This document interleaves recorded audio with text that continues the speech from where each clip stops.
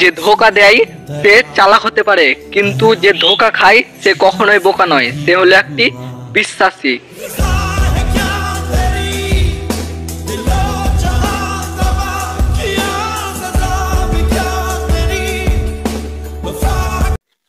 শুনেছি মিথ্যা কথা বলাও নাকি একটি ট্যালেন্ট, সেটাই একমাত্র আমার মধ্যেই আছে।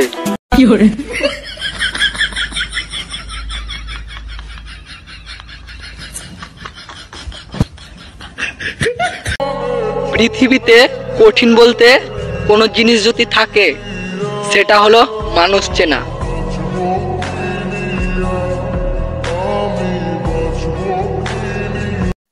সবাই বলে মন দিয়ে শোন, তাহলে কানটা কি শুধু বিড়ি গোজার জন্য ভগবানে দিয়েছে?